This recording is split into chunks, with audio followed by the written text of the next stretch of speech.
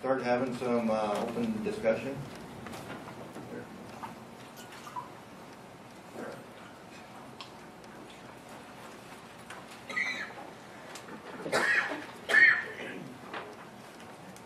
Hello? Yeah, so again, what do you see as the top challenges facing our nation as we strive to restore healthy, resilient landscapes? If those of you in the back can't see it. Top challenges, I think Gary and Jim both kind of hit on the point that there's a lot of competing needs.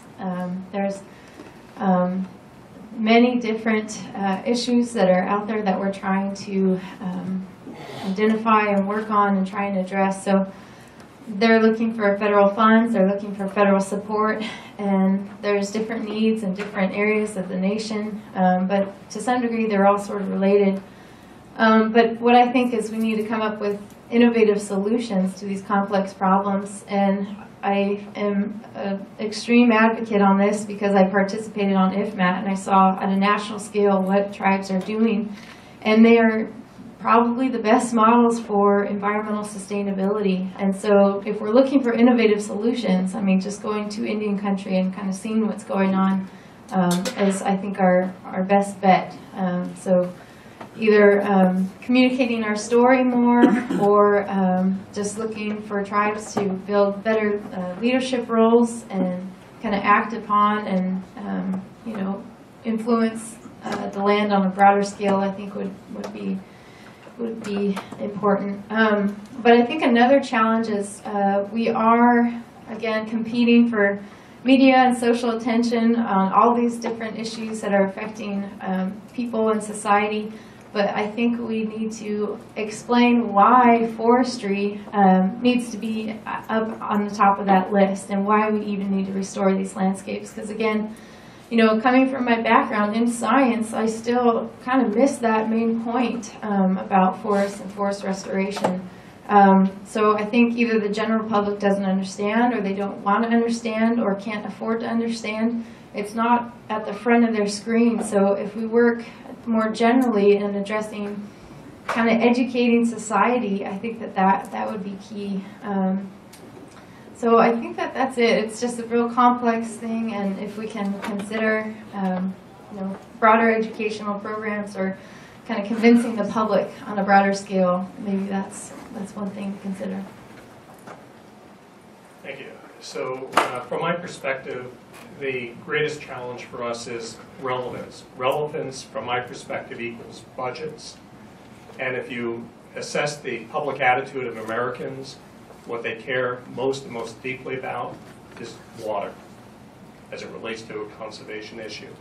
Having access to clean water, they turn on the faucets, it's going to be available to them. The relevance of healthy forests to a drinking water supply and the dynamic tension about where we are, where we need to be, and the threats to it is absolutely critical to the future of the budgets to be able to do all the things that we all know need to be done across the nation. When you think about common facts and common stories, we need to be unified in those stories. We've been able to effectively use information from the Forest Service, for example, at 50% of the freshwater supply of the American landscape, it comes off of federal lands. Just though that one simple fact is critical to the stories we tell to Congress. If you don't give the Forest Service the essential budget, we're going to threaten the future of the freshwater supply of our nation. Base budget conversations. If everybody is unifying in the combination of united the lands under the control of Indian country, under control of the conservation community, and the Forest Service equals X% of the water supply of America.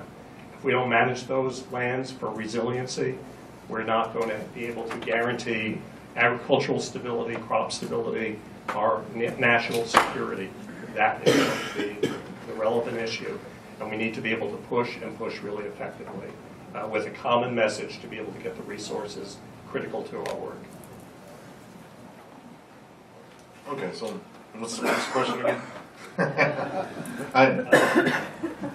I think you can go down the layers of what those things are, but the connection to these places, and what they mean to us, and I really think the importance of what I'm talking about is we get into this forests are in trouble, it's as Gary laid out, and this idea of how do we get action to happen on the ground, and as we're witnessing across, and you get into collaboration, you get into all these different roles, but the idea of urgency, and I want to use that as an example. Back in the 90s, our reservation, Yakima, we had a western spruce bloodworm outbreak that was defoliating a huge portion of the reservation.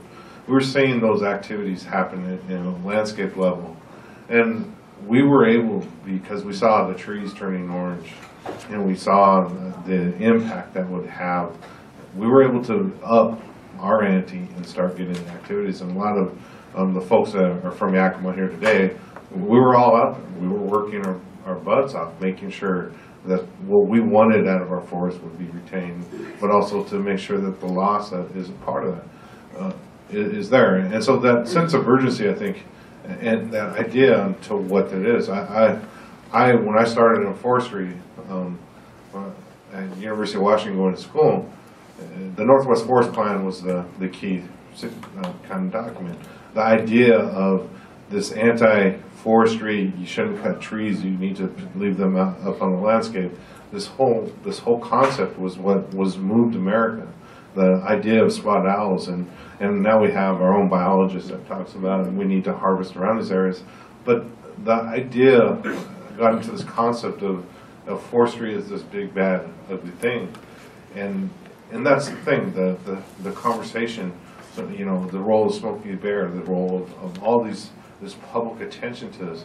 We need to get tied back onto what the forest is and how, and the importance of if it provides for water, if it provides for those things that we have a place in. And I think that's, the urgency is a really important part. And then one of the other panels that's going on right now is where are our future foresters? Where are our future natural resource leaders?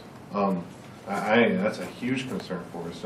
Our kids are, and the next generation's got their head in the phone, and that's how you have to text them to get their attention. To say look up and talk to me. And I think it's those things that is how do we get them to go for the hikes and to understand what those places are that they're connected to.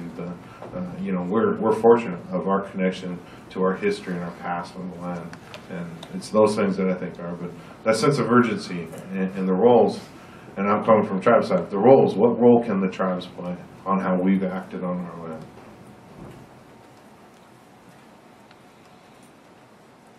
So there's a number of challenges out there.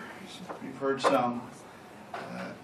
The climate stressors that produce more fire and more insect and disease loss are certainly at play, and that definitely connects with the forest condition and the management of that forest. In the along the lines of important and urgent, though, of all of those things, the only one that I get to talk about much with decision makers that falls in that important and urgent category is fire. And so fire is a challenge that we can use in different ways. This whole business of suppression financing, yes, we say it's about interrupting our ability to deal with how to get ahead of that problem at the wrong time of year, and it doesn't allow us to make progress towards reducing risk. That's part of it, for sure, and that's valid. The bigger part of it, though, is that if the suppression financing legislation that's been introduced were to pass, what it would do mostly for the Forest Service anyway is that it would give us a chance to formulate a budget under the budget caps that allow us to actually ask for resources to address that risk. It would free up in our constraint as much as $300 million. That's not going to come any other way. So if that legislation were to go into effect, we'd at least have the chance to say, here's a proposal that would put some money in the right pockets to reduce risk, to protect communities, to reduce wildfire, and make some gains on that forest condition and that management that needs to occur. And in terms of who might influence that, you heard some numbers from Mark about what it takes to get something passed.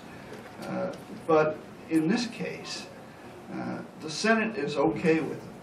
The House has 80-plus co-sponsors for the legislation, including the majority of the Budget Committee, and they get to decide eventually. The Budget Committee is the guardian of the disaster fund, and it has the majority of both the Republicans and the Democrats on that committee, but it does not have the chairman's support. And so one person can stop that. So I begin to narrow my focus and not spend as much time with all the other things that used to be important to me. So now it's one person and fire, and that is my challenge. I would like to discuss some of the rest of this, though, and hopefully it'll come up during the questions. And Jim, do we go to those now? So John Bailey, Oregon State University. It's going to be easier to bend over than to try to pull that up. Where is the national level discussion on our default position to always suppress fire? Is there going to be any movement into a broader perspective of managing fire and expanding prescribed burning programs? Why always, after 15 or 20 years of improvement in fire ecology and discussions of traditional ecological knowledge and our understanding of the role of fire and the importance even for things like sage-grouse, why do we have a near singular focus still on racing out there and putting out fire, and including in the shoulder seasons when burning would be very, very beneficial to the ecosystem. But we put it out because we can, and we kick that issue down the road until we can't suppress it, and then it does terrible things. So where is that discussion on the national stage? Several places, mostly positive, that would agree with you completely. And part of the problem with the different kinds of climates in many places is that our burn windows are narrower, and so we don't have as much of an opportunity as we would like. Air quality gets in the way more than it used to, smoke management. But I'd say that is very much a part of the equation for getting at this problem. Fire on the landscape currently, whether it occurs with prescribed or natural, is our biggest land treatment by far of anything else, and that's not going to change anytime soon just because of the conditions we're facing. And if I ever forget that, there's a couple of these folks on this panel that will remind me. And a few years ago, we were facing the notion of we really couldn't, Forest Service could not afford to get into fire transfers.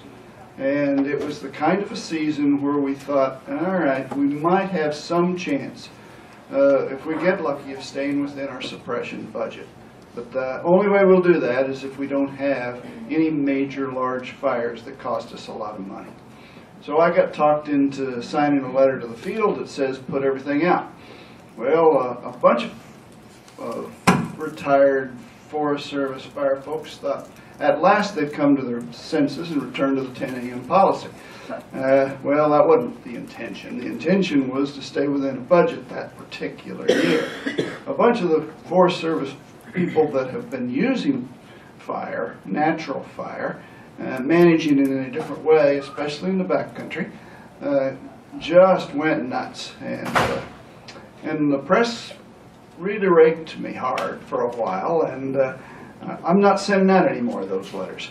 But it really established that it's in the culture of the agency now that managing fire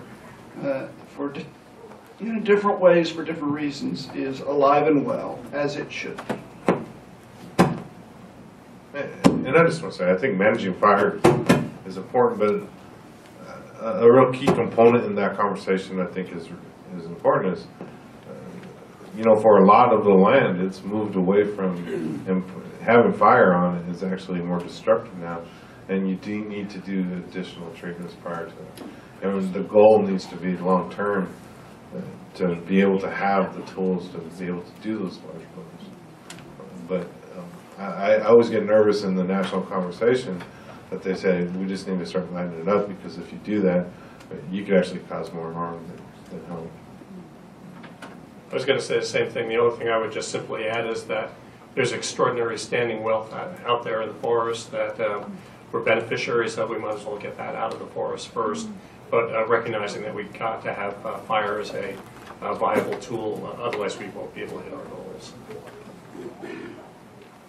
Yeah, no, just add to Phil and Russ's comments too, that, yeah, there are some landscapes that are so beyond their historical conditions that, if we do let fire in there, then we'll be suffering the consequences of a high severity, large scale fire for, hundreds of years. So it's to some degree, maybe it is good that we're still going suppression on some of those areas, and hopefully maybe then in the future they can be treated so they're less risk. But sometimes you just can't let it go, I guess. Thanks. I'm Colin Hardy, managed fire research for the Rocky Mountain Station of the Forest Service. So I'm going to pick on my former friend Jim Hubbard. He was my friend until I asked this. Actually, that's not true. Jim will help, and I think hopefully Phil. We heard this morning about the planning rule and the increased emphasis on intergovernmental participation. So between let's say the feds and tribes. We've heard about co-management. I've heard Gary say it. I've heard a few people say that. And my new boss talks about co-managing risk. So we also heard about risk management from Gary. And lastly, this idea about sharing that kind of risk. So let me tell a story and then I'll ask a question. On a district near me, we put in a white bark pine prescribed fire experiment 9 years ago, but the district still is not willing to burn it because they keep telling us they're afraid that if it gets onto the tribal lands, they're going to be in trouble. I took this story to the tribal fire management officer, and he said, hell, we would burn it for them if they want. And so clearly there's a failure to communicate, and that scaling from the planning rule through consultation and then down to the line officer that actually makes these daily decisions seems to me to be one of the biggest challenges that we have in actually implementing these kinds of treatments. So I would like to see from the planning rule scaled all the way down, everywhere there's a jurisdictional boundary in a current or a planned project, to have a pink line, and that requires both parties to talk about what they really want to get done. I see that the jurisdictional thing is a challenge. That's not new, but in so many cases we learn that both parties, both governmental parties, share the same objective. It's just this myth that they aren't willing to work together. So how do we scale from the planning rule down to actually getting projects done? Jim or Phil or others?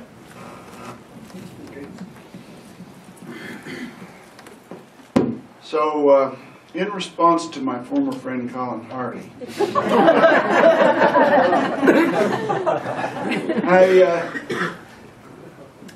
I'm probably going to get ahead of myself, but I'll do it anyway.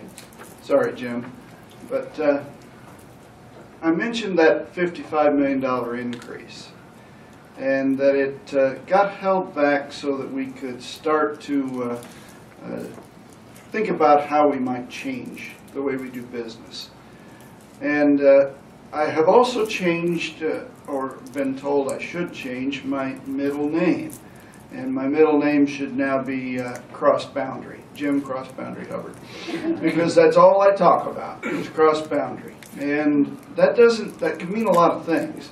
It doesn't mean that the tribes have to cross the boundary to do the burning on the Forest Service, although it could mean that.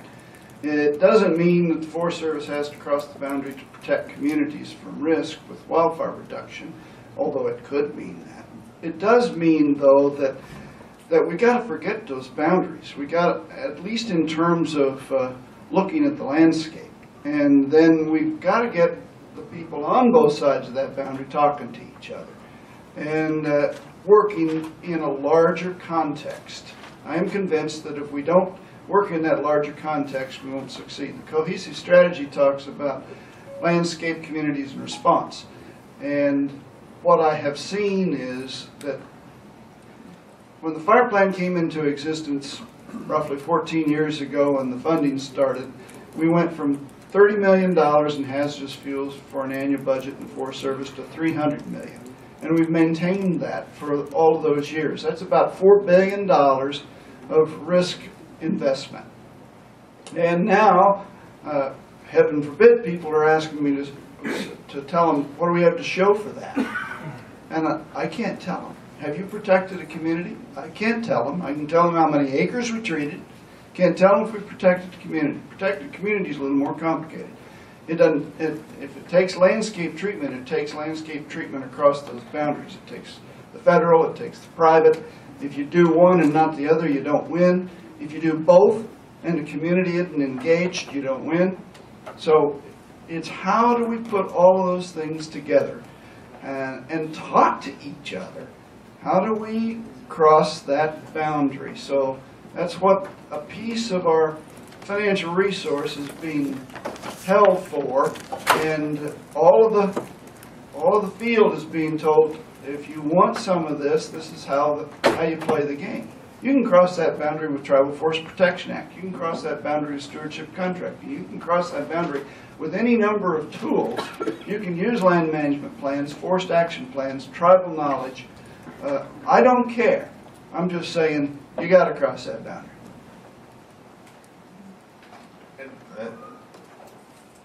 Going into this conversation, I think, is one of the key elements to our thought and how we do things. When you sit there and there's a mentality in Indian country, it's about how do you get the job done, and understanding that you are going to have obstacles, but your goal is you got this project and it shouldn't be 9 years later they finally ask the Indians across the street on how to get the job done. There should have been a call right away. And how do we change that mentality? Because I think if you talk to any tribe across the country, and we've seen the abilities of the tribes, we're mixing and matching our funds to make a project happen on the reservation. And if we can enhance that opportunity with working with the Forest Service adjacent and to make something that would actually be a profound statement onto those things. And a real key element is when I was talking to my leaders, that there's the concept of co-management is a big deal for tribes, especially in the Northwest, with the USV University of Washington, the fish cases, what it means to be co-managers on the fisheries. Your role and responsibility isn't just catching the fish. Your role and responsibility is to make sure that the existence of the fish will be there for the next generations and the generations to come. We're talking now, expanding that idea across. That forest that provides those foods, those medicines, that place, the spiritual places, and those things that provide for our community, the base of that. What role do we need to now step into and play? And that's the big question in Indian country. And so as we talk about this, doing activities for the whitebark pine or on adjacent lands, huckleberries. We go do work with the Forest Service in this area in the Sawtooths and Gifford Pinchot National Forest that we have a handshake agreement where the Indians have about 1,300 acres set aside for our people to gather these foods. We go up there and we help them do projects with our forest development fields crew and work these things into some of our own visions on how we do this. That's the coordination and collaboration that needs to happen. But also, and I want to make sure this is an important part, we come from a larger tribe. Some tribes have one or two people that is all of their forestry or all of their natural resource department. And you can over collaborate with them to where that it's overwhelming. And we need to be able to understand that part of the situation, and also to help get the resources so that they do have enough folks to be able to send the messages that are necessary to incorporate the values that the tribe would like to see. And I think that's a very important thing. I'm fortunate with the Yakama. There's a lot of other tribes that are like us, but there are also a lot of smaller tribes that don't have those resources. And you get collaboration and consultation fatigue, and I think that's an important thing to recognize too. So I want to make one other comment about this and the progression of cultural shift that's occurred. This has to do with risk and reward from leadership down to line officer managers. And the idea of being able to take the risk to be able to put fire on the ground with good scientific background, but collaboration is the key to it. I find that working with the Forest Service of late, that the encouragement from DC about a cohesive strategy, about the all lands approach, about the cross-boundary perspective is really driving change behavior. The willingness of the Forest Service to light the match, to be able to let the fire move cross-boundary, to understand and take that risk because there's collaboration underway, is growing. And we just have to encourage more of that. And the consistency that the line officers are getting the message is really, really critical. Hi, Al Murray, Forest Manager, Forest County Potawatomi in Wisconsin, and just a few insights that I've learned. We've been trying to create a collaborative in Wisconsin, and a few understandings. I mean, we can sit here as a room full of foresters and talk about policy and forest management all day long, but landscapes, I mean, just the whole title that we're talking about, healthy, resilient landscapes. Landscapes are variable across the country. Landscape visions are different for different people. Forest shape communities and communities shape forest. Borders and interests split the communities. You know, tribal stewardship of lands and forestry, excellent story. But if you really look at the ability of tribes to retain communities with all the adversity that they've gone through, that's even more impressive than the land management ethic. On this whole issue, we need to step outside of forestry and we need to start talking about communities. Tribal communities are excellent stewards of the land, integrate management, and oftentimes put management of non-economic benefits above economic benefits. I think that's the key to the tribal management strategy. Forest-dependent communities, I live in a small town in Wisconsin that's very dependent on the forest. They put the economic benefits much higher. Whether it be timber or recreation, those economic benefits are higher. The general public as a whole, you know, probably 95% of the country lives in the cities. They put the non-economic benefits much higher than timber or economic benefits from the forest. We need to start expressing forest management in terms of community benefits and need to start prioritizing how we express those benefits. Water quality, I think Nature Conservancy representative brought that up. Air quality, soil stability, infrastructure protection, Jim just mentioned that. And then economic benefits, timber and recreation. Only when we get the public to understand the benefit, all of the benefits from the forest, can we tackle the huge economic cost of managing forests to the proper levels. And at that point, then we get the support to increase the funding that we need to do forest management. And that's all I have to say. Marshall Pecor, maybe elaboration just on that point. I think the thing that I've seen, and I've done a lot of time selling Indian forestry over the years, from videos to different groups, some within the choir, a lot of them out of the choir of forestry, and a lot of them taken through the field, and you show them the success. And usually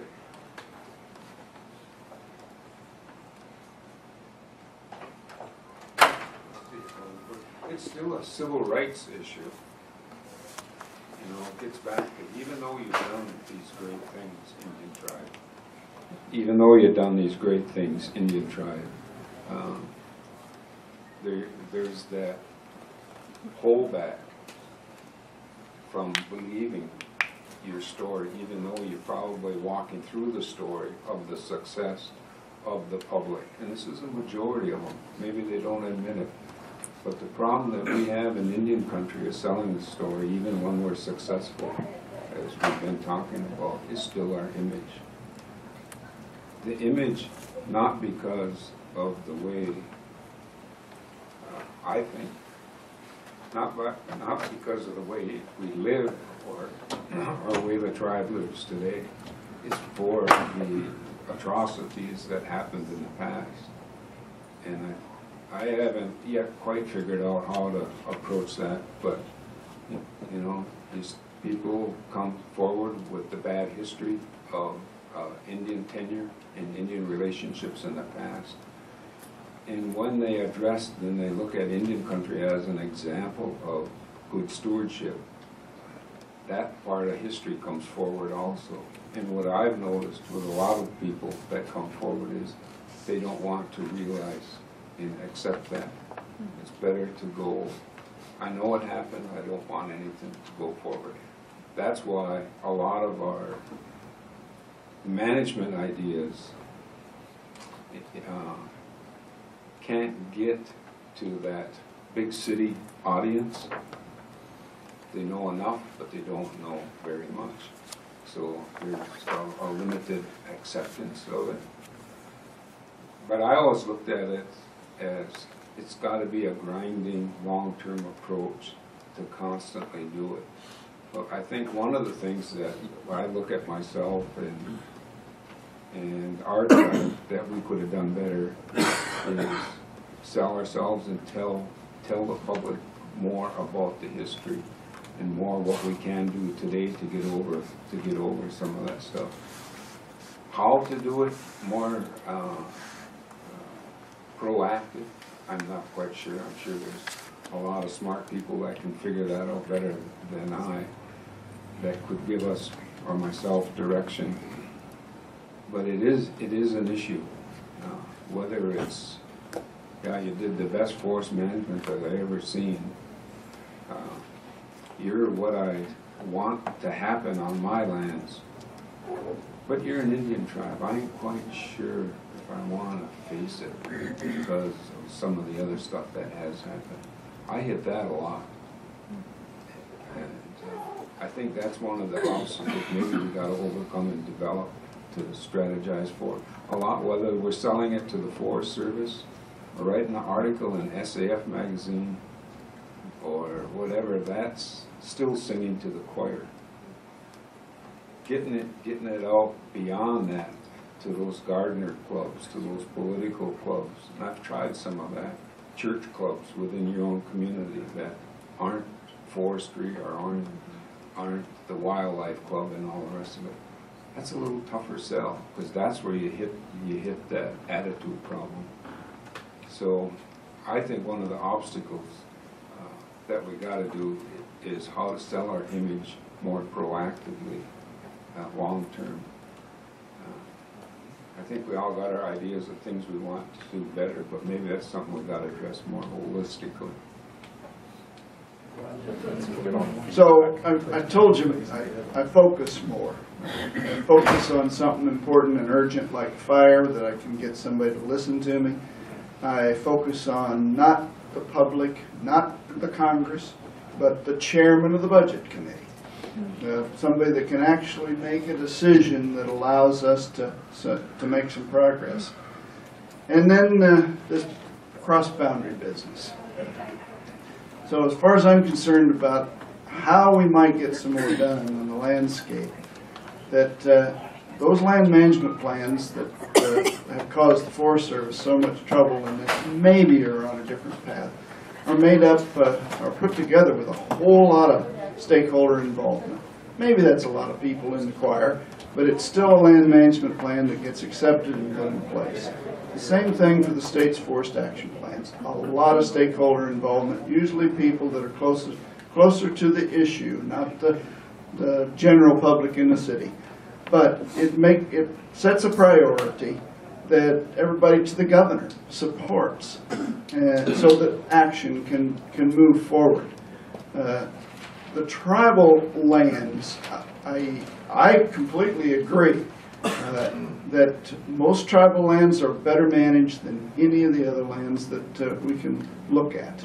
And the anchor forest begins to show, all right, let's use that and expand that concept, and it's still testing different ways. I'm convinced that you put all that together as a package across the boundary and people working together, that some progress can be made and that we can get some more management activity accomplished. I'd like to add in just one part to that, because I also come from a tribe that, and I've had leaders that say, you know, we need to be careful. We don't want them spending too much attention on us because they might slow down what we're doing. And there's a balance there that we try to maintain. But you go out to our lands, and you know, with any of our folks here, we're proud of what we've accomplished on the ground. And we were at Menominee last year, and the pride that was there. And I think that's part of also our legacy of, you know, need to be careful, because we don't need somebody else coming in trying to tell us that what we're doing something wrong. And I think that is a natural fear that is deep and will always be a part of our history. Chuck Simpson, Coeur d'Alene Tribe. You know, it is true that, you know, all of us on the ground, in Indian tribes, you know, I mean, you give us money, we're going to get the best bang for the buck, and we're going to do it. This whole resilient landscape thing is just, you know, I'm wrapping my head around it, and, you know, it all comes down to funding all the time, you know. So we got this, you know, and I'm a fields manager over at the Coeur d'Alene Tribe, and we had this resilient landscapes, you know, shoved to us and said, okay, here's your sideboards, right? And, you know, we're going to give 10 million out to you guys, and, you know, we're all jockeying for position and everything, but these deadlines are just ridiculous, you know. They give us less than 2 months, you know, to get something together, you know. And from my understanding, and, you know I'm on the record and everything, but, you know, that from my understanding, there was like 27 proposals that came in. I think 10 or 12 of them came from Indian country, and from what I hear, only 2 of them actually got funded for that. And I think it was like 600,000, you know, of that 10 million. So where did the rest of that money go, you know? And, you know, why is only 2 of the 10 of the 12 getting approved, and where's that money going? And this whole initiative, it's initiative 3336, you know, the sage grouse, you know. Again, I've heard earlier that it's not even an endangered species, you know. And I mean, I'm a small space on the totem pole, right? I mean, a small agency, and we don't got sage grouse over our way, you know. And so we're gonna throw in a proposal, and it's probably just gonna get shoved underneath, you know, and probably not even applicable. So I just wanted to address that, you know. That's my comment, and, you know, just food for thought. Resilient Landscapes is an initiative, primarily a Department of Interior initiative. The sage grouse is definitely a Department of Interior major concern. Taking the form right now for the next few months at least, in looking, Fish and Wildlife will be looking at how we respond to fire and how we protect critical sage grouse habitat from fire and prevent the invasion, the invasive species cheatgrass primarily, from coming in. So So, just a general comment about all of that. Initiatives are driving us crazy. We don't need any more, but we're going to get them. And they usually come with unrealistic expectations and unrealistic timelines, even if they have a little bit of money with them. So that's any administration will have initiatives. And they also ebb and flow depending on where you are in an election cycle. So as the current administration entered its second term, they spent a couple of years actually trying to solidify what they had already put in motion the first 4 years. Now, as they have 2 years left, they're starting to look at different things that they might want to try to leave behind in one way or another. It drives agencies crazy. We try to figure out how we can make something constructive out of it. But in the end, it's engage as you see fit and as it fits your situation. Don't chase them. I don't think that's as useful as we would like it to be. So just know that that kind of thing will continue to happen. The sage grouse is not a listed species, but there's a September decision coming up on listing, and the whole effort is to prevent listing. So that's part of what's driving that one, and so I guess be careful of all the funny things going on that are politically motivated, and concentrate on what we can actually do something with. I just want to add, what Chuck was talking about is there's always these sideboards and the consistency until, and it's again, we're chasing dollars instead of the discussion about what that trust responsibility is, about meeting the objectives and how we can get to those places. And it's an important part of the Intertribal Timber Council's conversation. I had a council person when the spotted owls were coming in the 90s come get up and say, we didn't make a treat. This is not the Confederate tribes and bands of the spotted owl. It's the Yakama Nation. The exclusive use of our land and how we want to use it should be dictated by that. And I think that the same thing can also apply to the priorities being set for sage-grouse and the concerns. There's a value there that we will respect and want to honor, but not at the loss to our communities. Good afternoon. My name is Jim Nanamkin. I'm with the Bureau of Indian Affairs, the Pacific Regional Office. I'm the Wetland Fire Prevention Officer there. I guess, just a comment that I have with this whole issue. To me, it's the birds that we're talking about. They have a meaning. And there should be a protection of that land, but also look at it that, for the Bureau of Indian Affairs, we have a trust responsibility to the tribes to manage and protect their lands. And, I've been in the prevention long enough that, I realize that the landowners' property that we're protecting, they actually live on that land and they manage the land. Where a lot of the other federal agencies, people don't live on that land. And, I feel that the funding should be looked at totally different, the way we're managing the land for the trust owners.